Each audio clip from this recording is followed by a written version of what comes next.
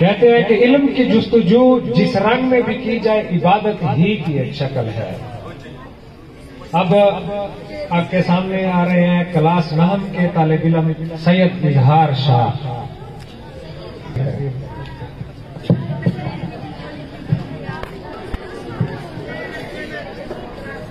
نحمده ونصلي على رسوله الكريم اما بعد فاعوذ بالله من الشیطان الرجیم بسم اللہ الرحمن الرحیم۔ مشکل تھے راستے آسان ہو گئے، مشکل تھے راستے آسان ہو گئے، دشمن یہ دیکھ کر حیران ہو گئے۔ رکھا میرے نبی نے دنیا میں جب قدم، رکھا میرے نبی نے دنیا میں جب قدم، پتھر بھی کلمہ پڑھ کر مسلمان ہو گئے۔ جناب صدر، میرے ہم مکتب ساتھیوں، السلام علیکم۔ نگاہ عشق مستی میں وہی اول وہی آخر، نگاہ عشق مستی میں وہی اول وہی آخر، وہی قرآن وہی فرقان وہی یاسین وہی طٰہٰ۔ جناب صدر، یقین مانیے مجھے جب یہ موضوع ملا، دل کھلا، دماغ سوچوں کا مرکز بنا، جسم کا روحاں روحاں تازے لہو کی طرح تھم گیا کہ آج مجھے سیرت النبی پر کچھ کہنا ہے۔ جناب صدر، یقین مانیے جب میں سیرت النبی پر تذکرہ کرتا ہوں تو مجھے طائف کی وادی میں پتھر کاٹ کر بھی ہدایت کی دعا دینے والے خیر البشر یاد آتے ہیں۔ جب میں سیرت النبی پہ موضوع پر کچھ بات کرتا ہوں تو مجھے مکہ میں عام معافی کا اعلان کرنے والے خیر البشر یاد آتے ہیں۔ جناب صدر، جب میں سیرت النبی کے موضوع پر بات کرتا ہوں تو مجھے ہندا کو معاف کر دینے والے خیر البشر یاد آتے ہیں۔ جناب صدر، جب میں سیرت النبی کے موضوع پر بات کرتا ہوں تو مجھے آمنہ کے لال بھوکے پیاسے لا الہ الا اللہ کی سزا دیتے نظر آتے ہیں۔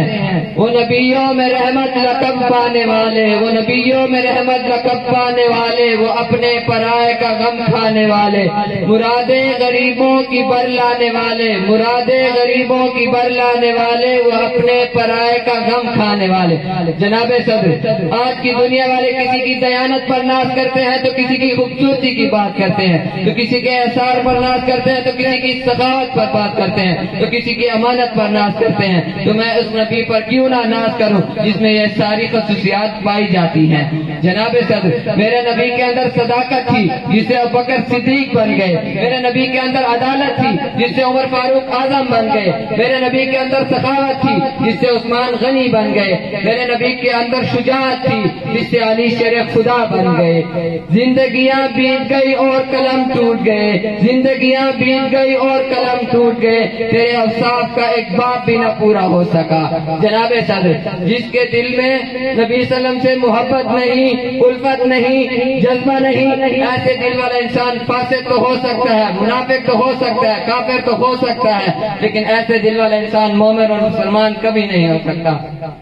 آج عشق رسول کے دعوے کرنے والے گستاخ رسول کا ساتھ دیتے نظر آتے ہیں۔ میرے ساتھیوں، میں یہاں یہ بھی کہنا ضروری سمجھتا ہوں کہ عشق رسول سے محبت یہ نہیں کہ ایک بڑا سا چراغا کر لو، صرف جھوم جھوم کر نعت یا تقریر پڑھ لو۔ میرے نبی صلی اللہ علیہ وسلم سے محبت کا تقاضا یہ ہے کہ اپنے روزمرہ زندگی میں سونے اٹھنے بیٹھنے میرے نبی صلی اللہ علیہ وسلم کی پیروی کرو۔